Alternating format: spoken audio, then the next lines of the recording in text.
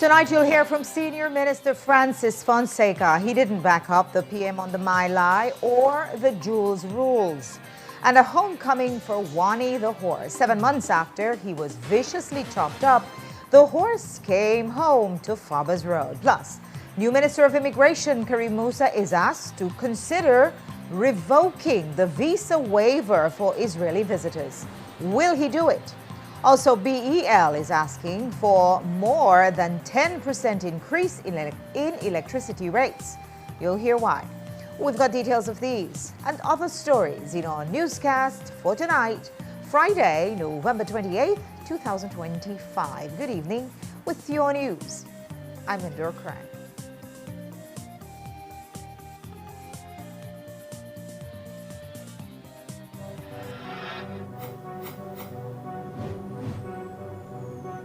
Please, you're watching the Nation Station, Channel 7.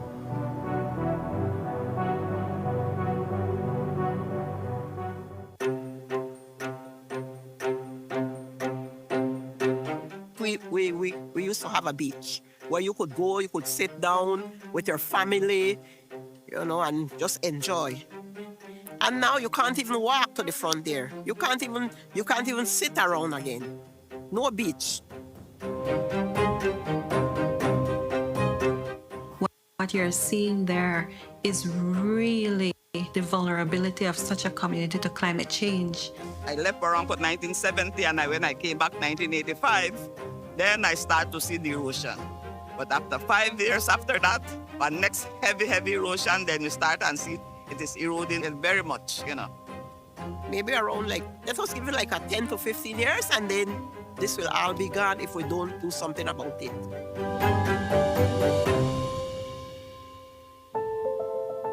Barranco has been experiencing significant erosion to the point where homes are being lost. It's directly impacting the welfare of the community members. Right now, it's getting closer to the police station. It's getting closer to just Father Carl's house, but Father Carl is dead, but the house is still there. So it's getting more closer. Because what we used to do, we used to plant coconuts along the beach, and all of that is gone. All of that is gone now. So what we're witnessing in Barranco is a powerful reminder of how important a Blue Bond program is. And so we're investing through the Belize Fund in studies to understand the problem a little bit more. And we went out there to meet with them. We went to Barranco, and we brought along with us an expert who was with TNC, the Nature Conservancy, to provide guidance to them. But according to this science, people are dealing with, they say it will take time because they have to study how the erosion started, why it is there. So I think it will be a time that will not be right now.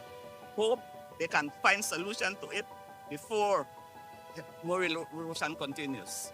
I think the Barranco community is very much involved in this, and they're wanting it. Learning how the methodologies are being done, learning how to do ground shooting so that in the future they can do it themselves. So it shows interest from the community in learning more as well. Well, I was born in Barranco, so everything about Barranco I love. Everybody wants to see better for Barranco. Everybody wants to see development, and everybody wants to stop the erosion.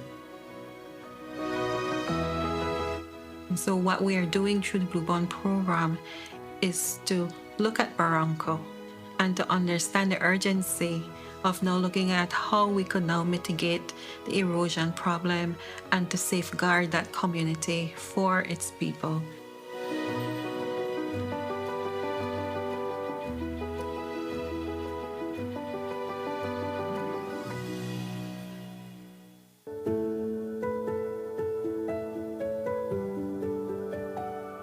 One of the reasons I applied for a credit card at Atlantic Bank was because I travel a lot. I'm always going here and there and everywhere, and having that card made my life so much easier. I could literally charge everything. I had no issues. I don't have to worry about carrying money. And that has been one of the most effective points. Using my Atlantic Bank credit card has improved my life drastically. I learned to budget properly, the online service that it gives, the features that it has, and also knowing that when I'm shopping online, it has a protective feature for it. Having an Atlantic Bank credit card, especially having two sons that are always wanting something. They want to shop here and they want to shop there. The good part about it is I get to look at Atlantic online to see where my spending is and to make sure I'm staying in budget.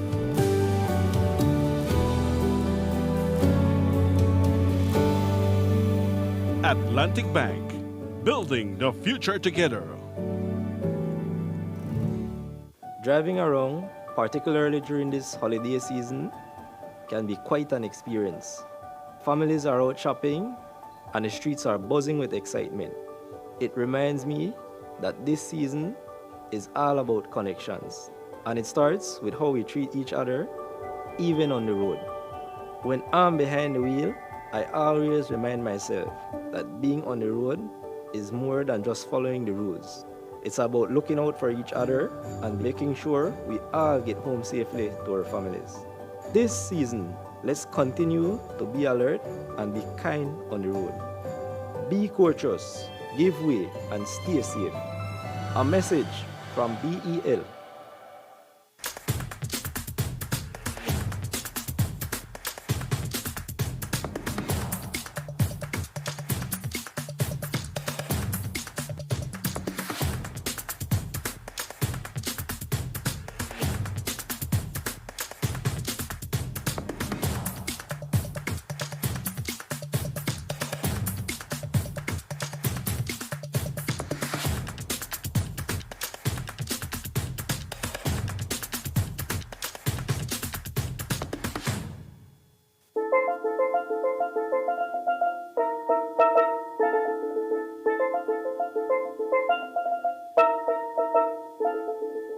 Every day, Belizeans use their creativity to bring ideas to life in the form of music, art, inventions, designs, and brands.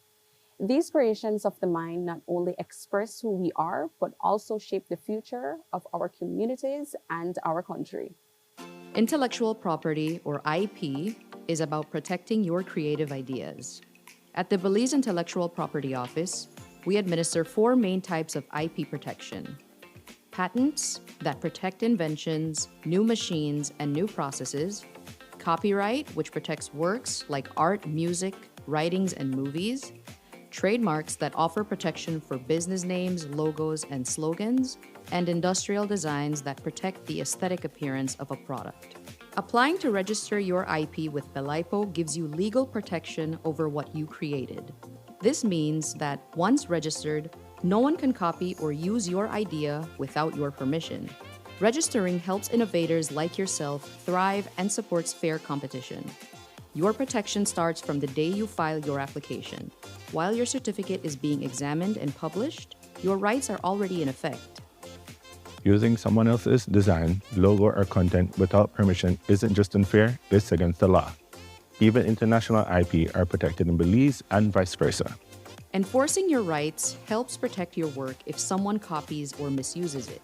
You can enforce your rights by sending written warnings, taking legal action, or even asking customs to stop the importation of fake products. Intellectual property protects Belizean creativity and innovation. Learn more about IP with Belaipo and protect your creations. This Christmas, get into the joy with Uno. Imagine winning a shiny motorcycle, a brand new TV, a brand new fan, or grocery coupons to make your holiday shopping easier. The surprises keep coming. All you have to do is visit Uno, and for every $25 on fuel, you'll get a coupon. Fill out and participate. Get 1 coupon for each quart of Uno lubricants or 2 for a gallon. Visit your nearest Uno gas station today. Fill your tank and drive into Christmas cheer with Uno. Uno gas stations. Wake up to positivity and inspiration. It's a fresh and diverse twist on your mornings. Tune in to Sun Up on 7 every weekday morning at 6:30 a.m. right here on your nation station, Channel 7. It's the morning show you don't want to miss.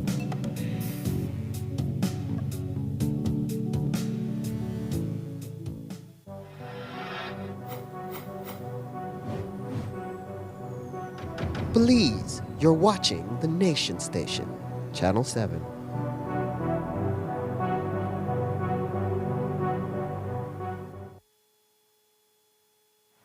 The U.S. has had its eye on Belize, evident with the revocation of Superintendent Aaron Gamboa's visa. As we've reported, there's also speculation that they took issue with Hossein Mai's activities, which led to his resignation. But what else have they asked the foreign minister in their meetings with him? Well, today we asked Francis Fonseca whether the case of Joseph Budna's kidnapping ever came up, to which he responded no.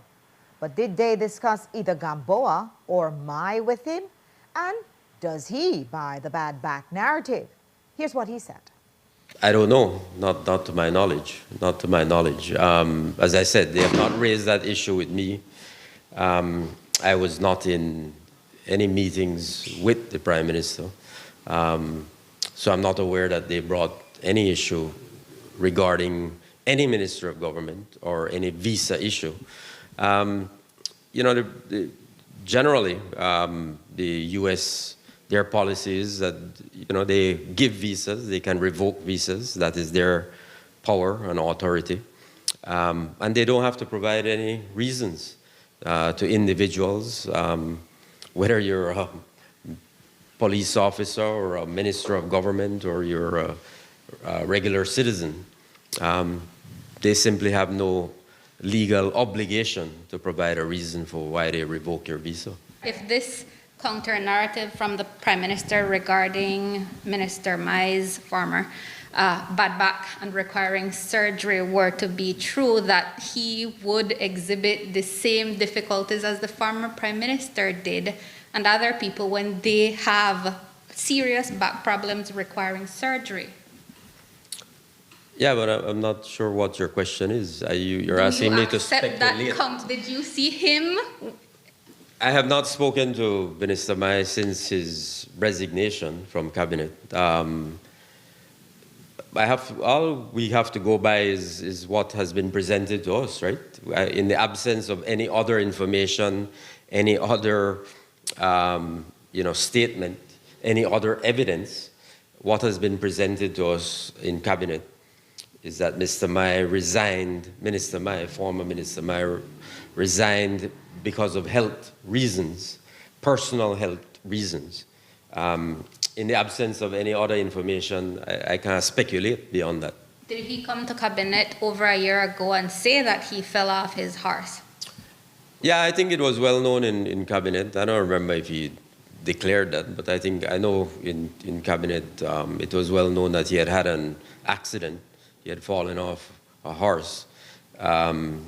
So I know he was getting treatment for that. We knew that in cabinet.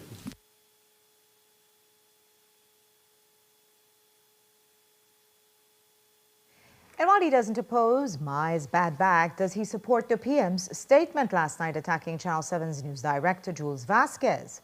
As a long-time public defender of freedom of the press, we asked him about his thoughts on the scathing release. He said that it doesn't make sense to get personal with the media. I think, listen, I firmly believe in the freedom of the media. And we are public officials, right? We're public, and so we are subject to, we sign up for public scrutiny and criticism. We sign up for that. So, I never find that there's value in getting into a back and forth with the media, and certainly not getting personal with the media. I understand that, in this business, sometimes we believe we're being treated unfairly. Sometimes that's true. It's not just that we believe it. Sometimes we are being treated unfairly. But we have to take it. We have to take it because that's what we signed up for. I know the Prime Minister is a man who I know believes in the freedom of the media, the freedom of the press, and I know he values the role of the press in our democracy. I hope we can move forward without any further back and forths.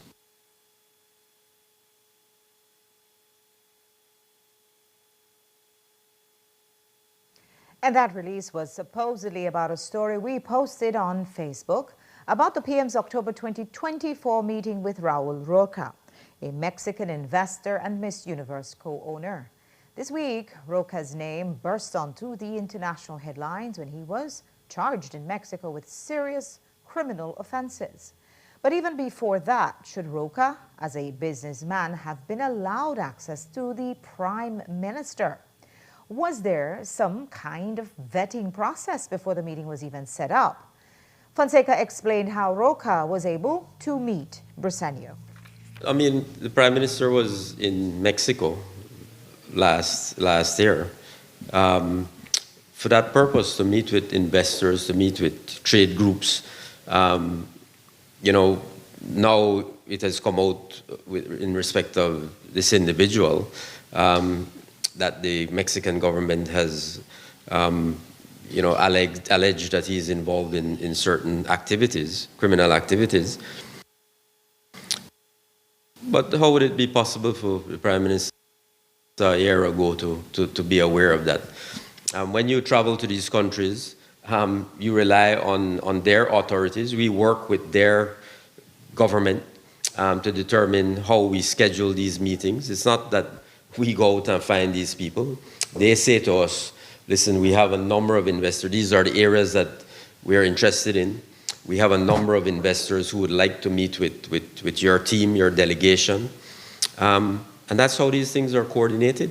It's not the Prime Minister saying, I want to meet with this individual. He didn't even know who this individual is before it was put on the agenda to say, this is somebody who is interested in investing in Belize. So I think we have to be, you know, very careful about those things. There's no way you could have any crystal ball to determine what the future will hold for people who you're meeting with. So, you know, I think there's nothing there in terms of the Prime Minister's meeting with Mr. Rocha. In a statement to Creme News yesterday, the Prime Minister said, quote, I met Mr. Roca once when his company expressed interest in Belize and haven't heard from him or any member of his company. Belize Electricity Limited has spent much of this year operating at a steep loss, frequently selling power for less than the cost of purchasing it. It's led to a massive and accruing debt, and now the company is trying to stop the hemorrhaging by asking for an increase in electricity rates. The company has submitted a rate case application to the Public Utilities Commission for an increase of 5.55 cents in the average price of electricity to take effect from January 1st, 2026. That is more than a 10% increase. The company hopes to recoup over $100 million in energy supply costs incurred by the company to meet electricity demand between July of 2023 and October of 2025 and continuing up to June of 2026. The company says it needs the increase in time for the warmer months of next year when there's more demand for power. That is also when the cost of purchasing power for Mexico soars. The PUC will now review BEL's application and no timeline has been given for its final decision. We'll take a break. When we come back, the horse called Wani comes home and 7 News was there. We'll show you how he reunited with his 17-year-old owner. Don't go away.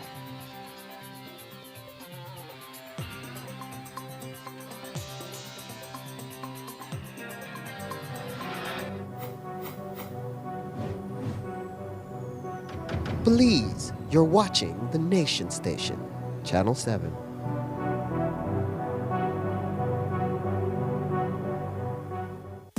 Orange is the new Black Friday with the hottest and biggest deals only at Smart. Join us Friday, November 28th at Smart Showrooms countrywide. Every Smart showroom becomes a pop-up shopping party with local vendors, food, music, and surprises all day long. Get the best deals of the year with phones starting as low as $50. Get a free SIM with every phone purchase plus 3 months of social media data. Prepaid users get free data rewards when you upload credit as low as $1 all day long, only at Smart Showrooms. Postpaid customers enjoy exclusive deals on Smart Network Lock Samsung devices, A16, A26, A36, and A56, all for less than $200 on select plan signups. Sign up for any of our postpaid plans and get 25% off any 4 months of your choice. Upgrade your postpaid plan and get the same 25% discount. Don't miss out on exclusive device deals on select Samsung phones starting as low as $300. And the giveaways don't stop there. Text WIN to 438 for your chance to win weekly prizes and up to $3,000. More entries mean more chances to win all Christmas long. So come celebrate with us at Smart Showrooms countrywide. It's Smart's Orange is the new Black Friday sale event, November 28th, one day only. Smart, bringing people together.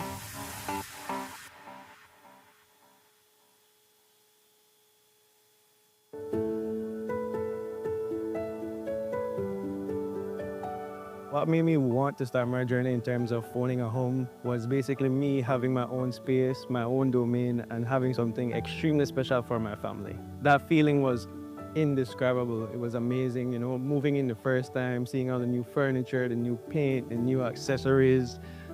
I was amazed. Home for the holidays means to me bonding with my family, having an amazing time in the Christmas spirit. I would highly recommend Atlantic Bank's personal loans for home renovations because of what it did for me. I fixed my kitchen, I fixed my storage, I fixed my master bedroom, my showers, you name it, I fixed it.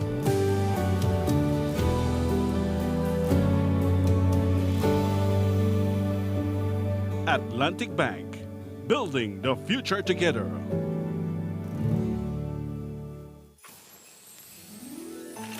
They're not just Christmas season, they're $1 million season.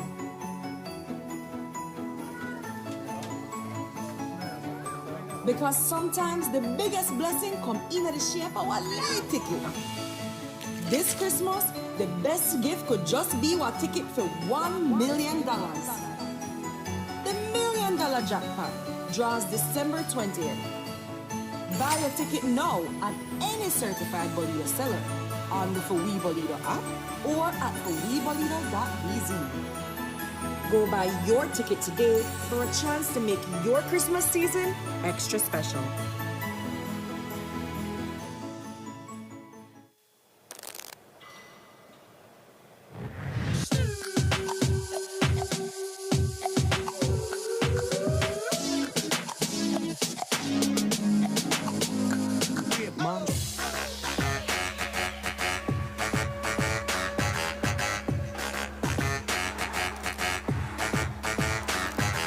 Drop it like it's hot.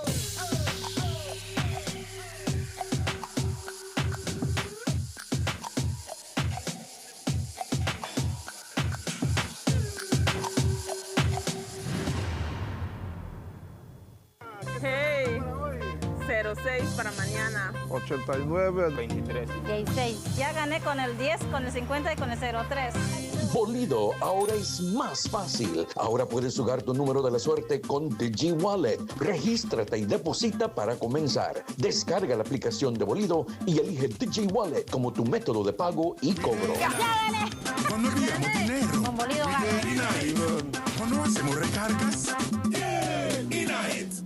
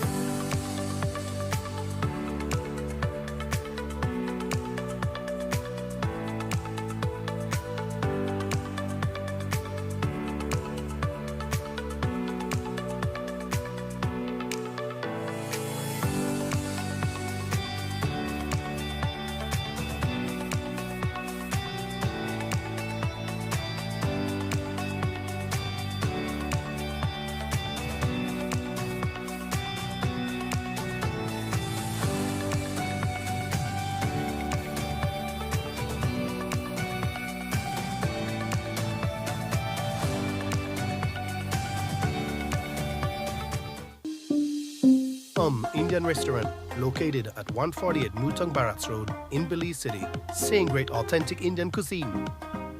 more space, a VIP area, and better ambience. Visit them at their new location or place your order via WhatsApp to 614-667. Restaurant. Come enjoy a true Indian experience. Wake up to positivity and inspiration. It's a fresh and diverse twist on your mornings. Tune in to Sun Up on 7 every weekday morning at 6:30 a.m. right here on your nation station, Channel 7. It's the morning show you don't want to miss.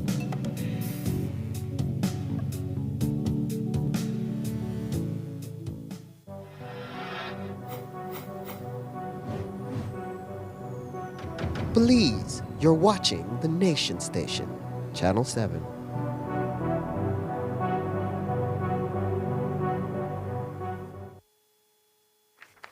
Seven months ago, we shared with you the story of Wani the horse, who was ruthlessly chopped by a group of boys who wanted to send a message to his owner. Wani was left in critical condition, but the team over at Reimer's Feed Mill in Spanish Lookout stepped in just in time to save him. And through their kindness and love for animals, they nursed Wani back to health. Today, they returned him home to his owner, who lives at the far end of Farbers Road. We were there for the reunion today, and here's how it went. The bond between a boy and his horse was evident today after Reimer's Feed Mill fulfilled their promise of restoring Wani to a picture of health. Believe this healthy horse is the same one we showed you months ago, suffering from multiple chop wounds, and even his owner was amazed at his recovery. So, how long you have since then carry your horse? About 7 months now. How did you feel when you see him back at the... I want to cry, but I was swallow it in. And according to him, even Wani wanted to shed a tear. Reimer's vet technician Emir Zuniga was the miracle worker that got this horse healthy from a near-death injury.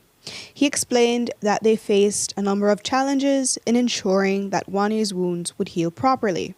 He said their biggest concern was preventing screw worms. When we first got him, we definitely knew it was going to be a very big project. It was a very big wound, very deep wound, and we knew it would have to take daily care. And so he had one wound on the right shoulder, and that one was pretty big.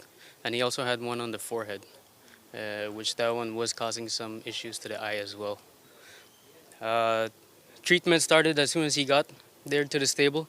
And the main protocol that we had, especially during these times, was the prevention of screwworm. And so that took daily cleaning, and it took using the sprays that are approved by Baja.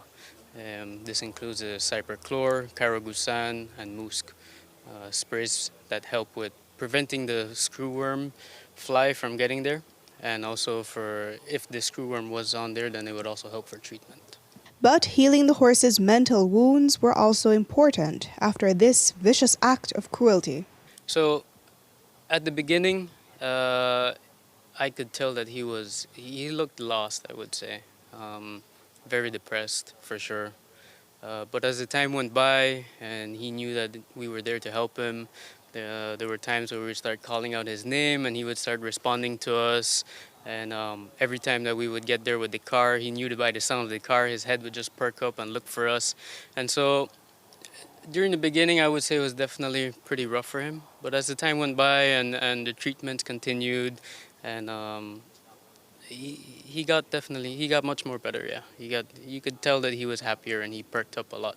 But as Wani recovered in Spanish Lookout, Reimers took things a step further in the work that they were doing.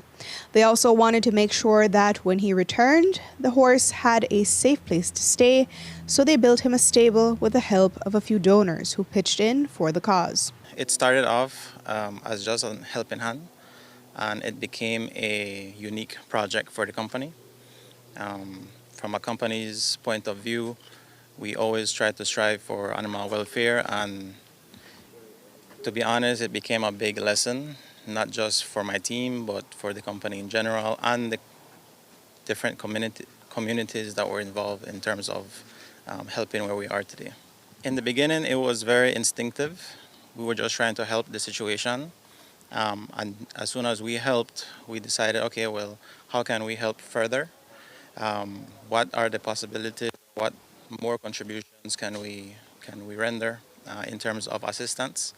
So in the beginning, like I said, we just decided to help. But then we met with my team, and then we decided to talk to the owner if he would be open in giving us the horse for us to take care, and he agreed. And we used that opportunity to teach our staff. We have specialists in different fields to tackle the situation, and that was, I guess you could say, a big factor in terms of helping the horse as well. I mean telling how we need a stable kind of mobility rate. So they must reach out to me and tell me how they build a stable for running.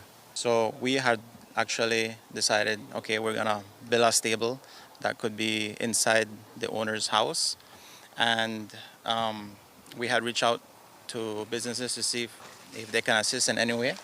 And today, as Wani gamely hopped out of his trailer, he ambled regally into his new home, where there was a bundle of fresh hay waiting for him, a new and happy home, and hopefully also safe from harm. Are you afraid that he may be harmed again?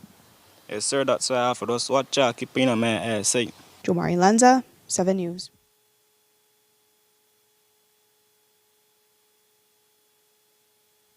Remer's Feed Mill gives special thanks to the following donors who helped in the rehabilitation of the horse and the construction of the stable: Linda Vista Lumber Yard, Pletz Home Builders, Gilmar Guy, their horse specialist Andy Lizaraga, and Yamir Zuniga. We note that the 5 young men charged for cruelty to Wani were convicted and given fines, community work, and a suspended 1-year sentence. And if you are wondering what's this craze for horses by boys from urban neighborhoods were, there are no open pastures. Well, it's simple. Horses upgrade their social capital. In short, a young man on a horse is more likely to get a girl's attention. Where horse to feel now? Well, I just like take care of horse, cause that thing when I pick out everything, I deal with horse. Yeah? Yes, sir. But anytime you rep on a horse, like more girl watch you or something like that? Yes, sir, everybody watch you.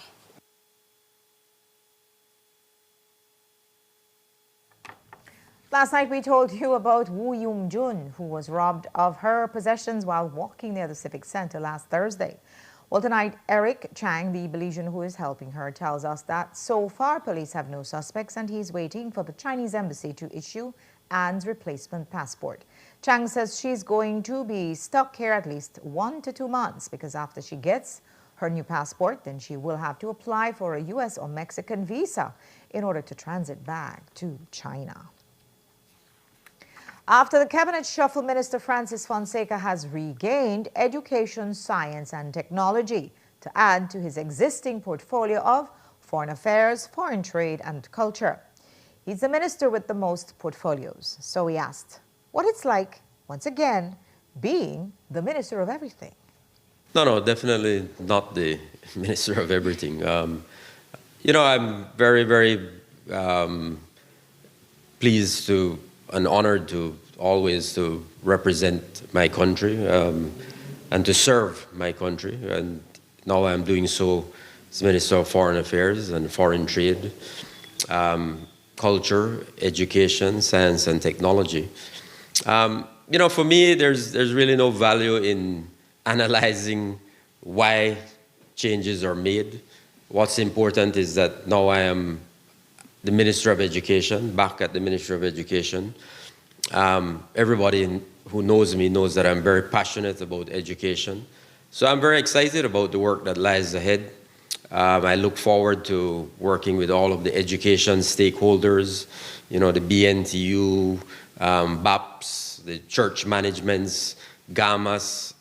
We have a lot of challenging work that lies ahead. So I've reached out to them already for us to meet and engage and talk about the work that lies ahead. So we have a strong team at the Ministry of Education, and I'm very happy to re-engage with them and continue the work that we did over the last 5 years. In the last interview we did with Minister Kenya, he called out the school's management saying that they're not doing what they're supposed to do, keeping the teachers in loop or giving information when it is required.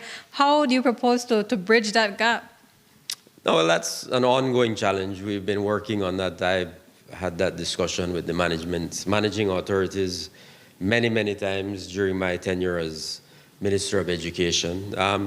Yeah, we're always looking for ways to improve that relationship, to improve the efficiency of, response time, the submission of documents on behalf of teachers. That's where you always have challenges and delays when the documents are not issued and submitted on time. So we're always working on that. So we've had a number of meetings over the years with all of the different stakeholders, with the Auditor General, the Accountant General, the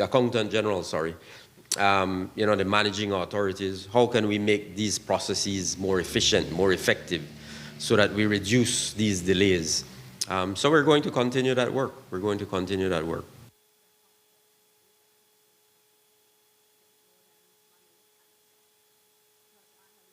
And as a Minister of Foreign Affairs, our next story is one issue Fonseca will have to deal with. There's an online petition from a Belizean group called 921 to repeal the visa waiver for Israeli citizens, which was established in 2011.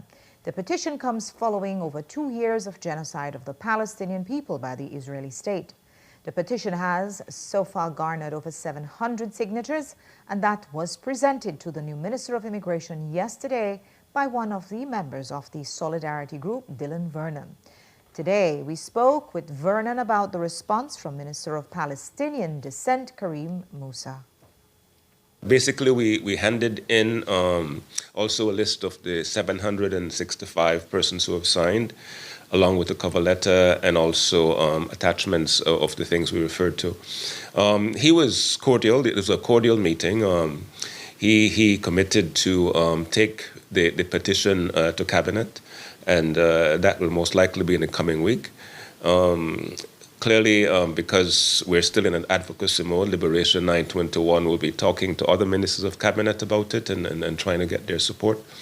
But yes, the meeting was cordial, and we know it's going to be an uphill battle because it's not only him. Yes. Would you say that the target for the petition was met? Well, it was hard to know what the target was going to be. And the wild card in all this is that there is an atmosphere of fear of signing such a petition that supports the Palestinian people in essence and condemns Israel. And because the United States is a big supporter of Israel, people fear that doing so publicly might result in some sort of reprisal. I mean, I when I say that, I talk about visas and stays in the U.S., etc. And that's real. But even in that context, we had 765 brave people, Belizeans at home and abroad and others, signing the petition and not allowing the fear to stop them to do so. Because there has been some concerns from the tourism sector, we will certainly be talking to the Minister of Tourism in the course of the coming week. And that concern is a bit exaggerated, and the concern was basically that Israelis come to Belize as tourists, and the petition would stop that. I mean, first of all, the petition is not saying that Israelis can't come to Belize or shouldn't come to Belize. We're saying the visa-free approach, where they can come in just by coming to the airport for 90 days or across the border, should be removed. And that they should be asked to, as most other people, apply for a visa to come to Belize. And that will allow then the government to vet to see that Israelis who are coming into Belize have not in any way participated in or abetted the genocide taking place in Gaza.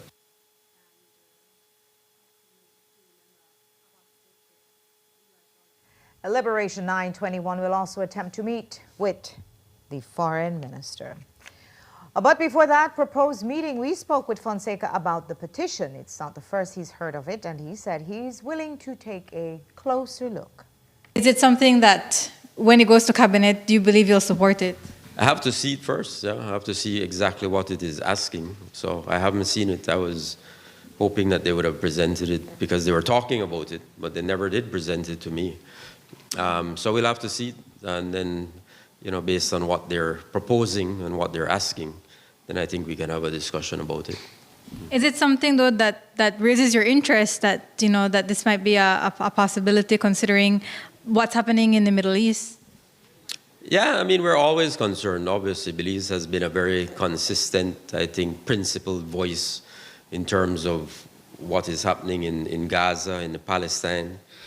As you know, we are the only country in the Caribbean, and in fact, in the region, in Central America and the Caribbean, that has suspended relations with Israel.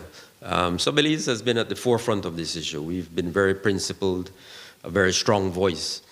So we're always prepared to look at any, means of determining how we can continue to speak with a clear voice on this issue.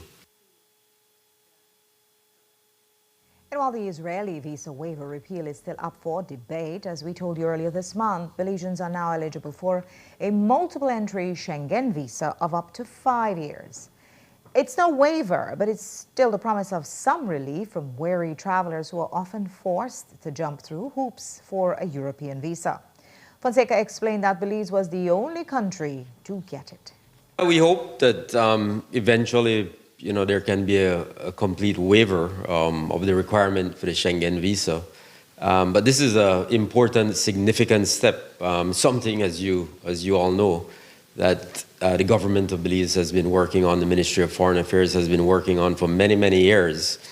So, this is a sort of, middle ground.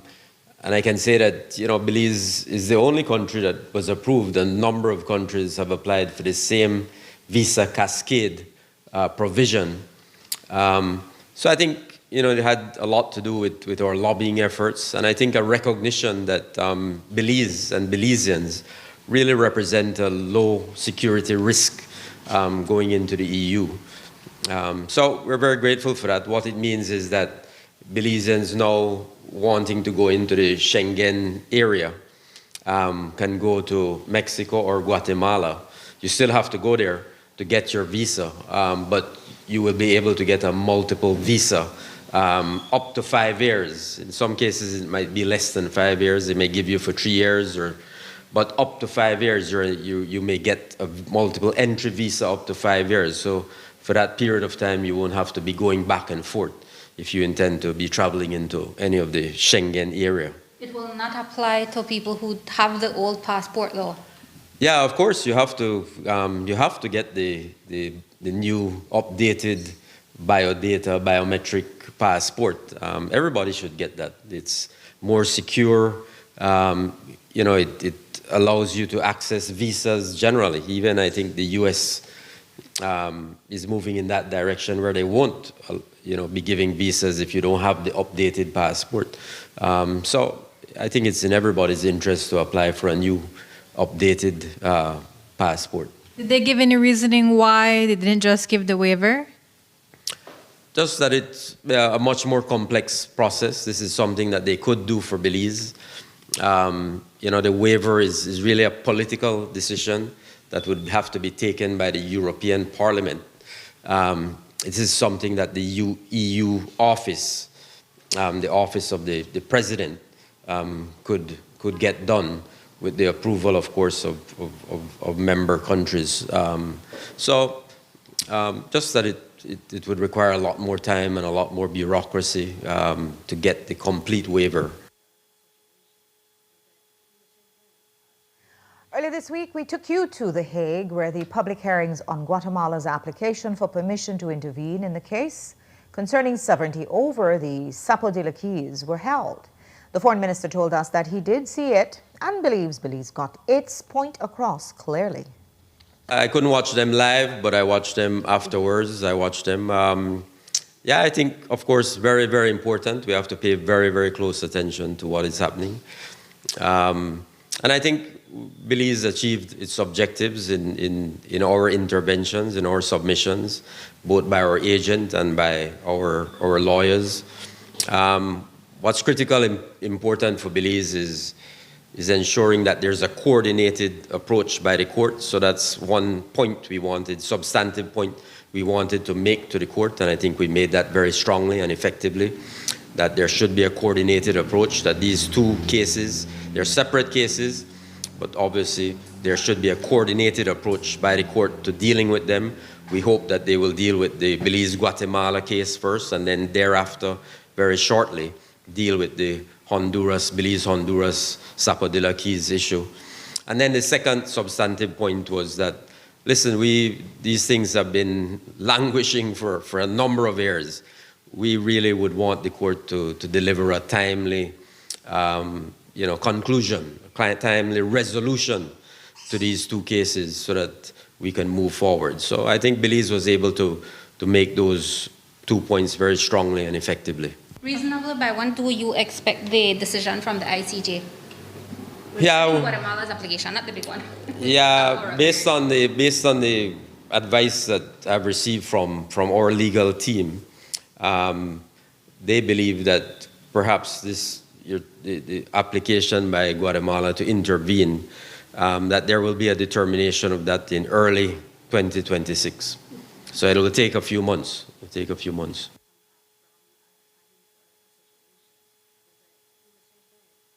The court has now retired for deliberations.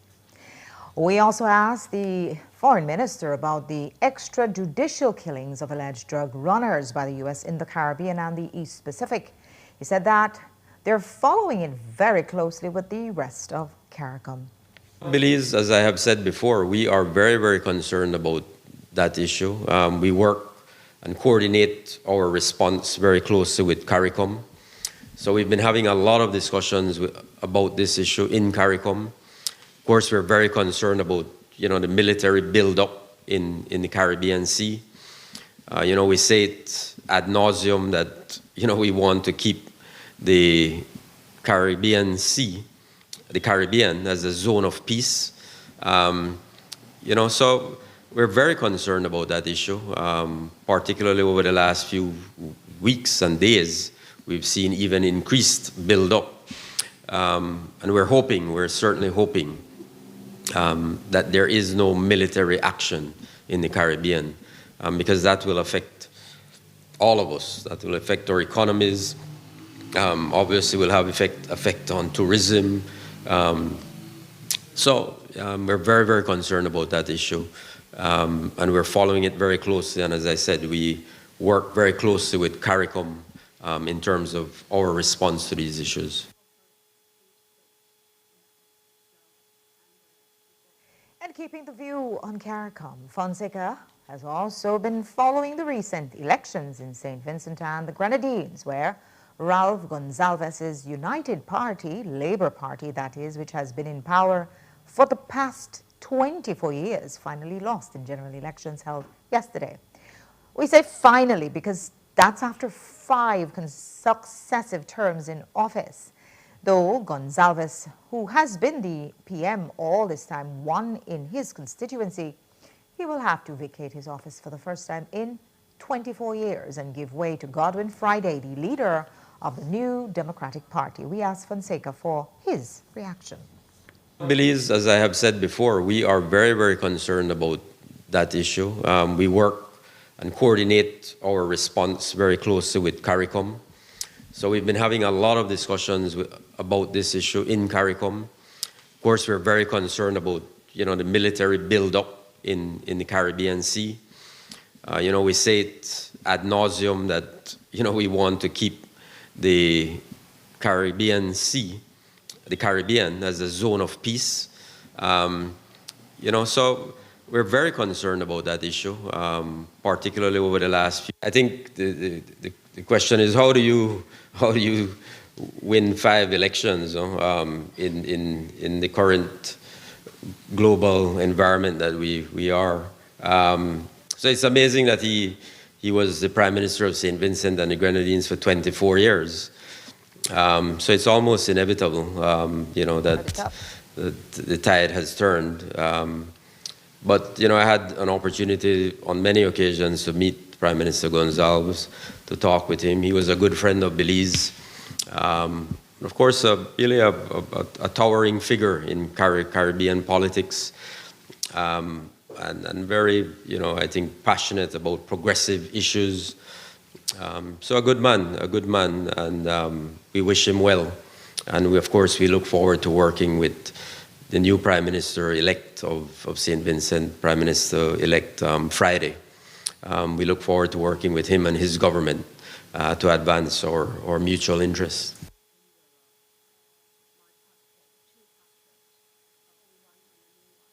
After the break, we'll look ahead to this weekend's UDP National Convention, where the party will choose its first woman leader. Don't go away.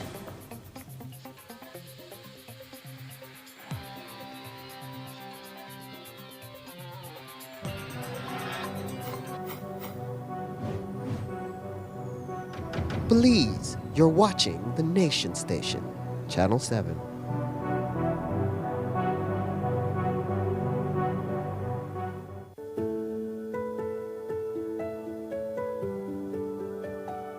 The journey towards owning a home was a family decision, as we needed stability and security. And it was a financial investment that we would have for our family's legacy. Getting a home loan from Atlantic Bank was very easy. The officers there were able to walk you through the process, and you were able to ask questions. Moving into our home for the first time was a blessed and happy experience.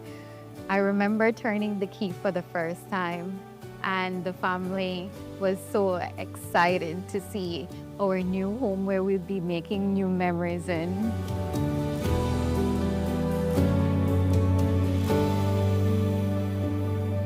Atlantic Bank, building the future together.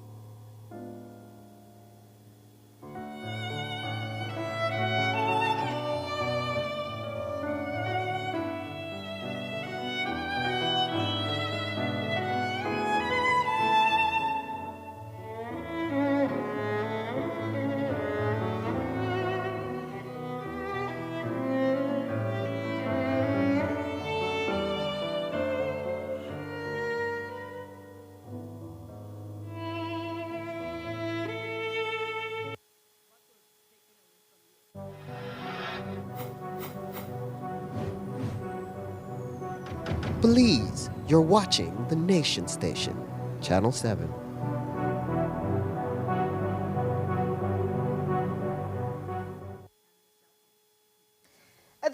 will hold its first national convention in more than 2 years on Sunday. For the Red Party, it's been 2 years of intense infighting and major political losses. But with a new leader about to be installed on Sunday, the party is hoping it can turn a new leaf. But while it will have a woman officially leading for the first time in the party's history, might the party see a familiar face at chairman? John Saldiva is in the running, and we asked acting chairman Alberto August what he expects on Sunday.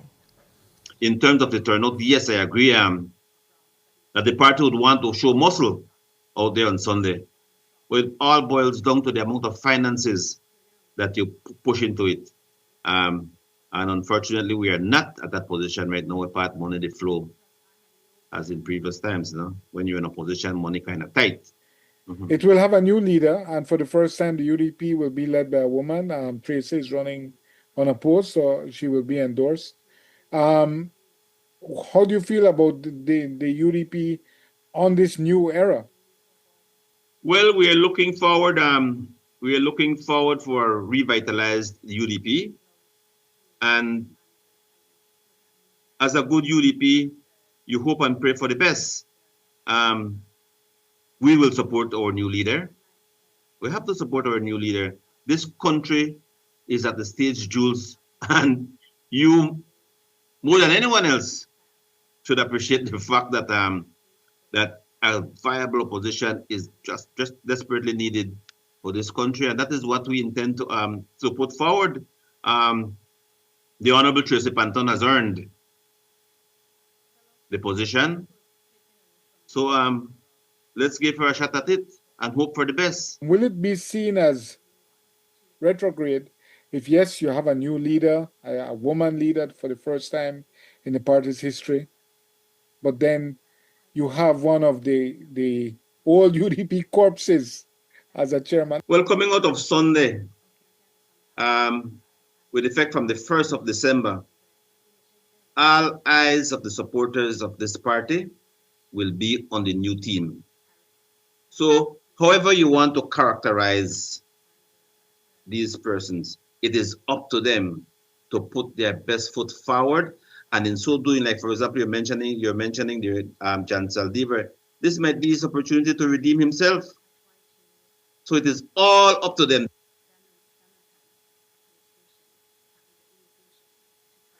The convention will be held on Sunday, where over 500 delegates will vote. Channel 7 will have live coverage throughout the day. Last week, we told you about the stabbing that occurred in Dangriga on the 19th. The victim, Gavin Armstrong, was socializing at an event when it happened, and he was stabbed twice in the neck. Police then detained a fourth form student in connection with the stabbing, and he was charged with attempted murder. Yesterday, that high schooler appeared in court with his attorney, O.J. Elrington, who made a bail application for him after the victim signed an affidavit confirming that the young man was not the person who attacked him. Elrington further explained the case. So subsequent to the victim coming out of the hospital, I believe it was on either the 21st, which was the Saturday, well, whenever he came out, which would have been on the 21st, a day or two after, he was shown a photo of the person who had been in custody and been charged at that point in time, or who they said they were going to charge at that point in time for attempted murder, and he indicated that no, that is not the person who stabbed me. Thereafter, he attempted to go to the police station on Saturday, on Sunday, and on Monday to make a further statement to state categorically that the person who they had in their custody and who they had charged was not the person who inflicted the wounds on him.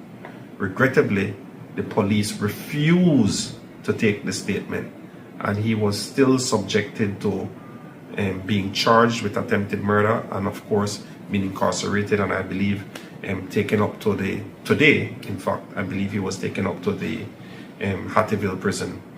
Thankfully, the High Court, in considering his bail application, felt as though that special reasons were made out, because to be able to get bail for attempted murder, you have to make out special reasons, before the High Court, and the court felt as though special reasons had been made out. And in considering the fact that he is a high school student, the fact that he had a unblemished criminal record, that they would grant him bail. Of course, bail still being granted on very stringent conditions. Bail was granted by Justice Candace Nanton in the sum of $6,000. With technology playing a major role in the business world, 50 Belizeans across the country were able to participate in a training to develop their digital skills. It's funded by the IDB, and the training was held by the Investment Policy and Compliance Unit of the Ministry of Finance, along with the BPO Association. The project, entitled Pilot Project and Policy for Higher Tier Global Digital Services, concluded today. We spoke to one of the trainers about it.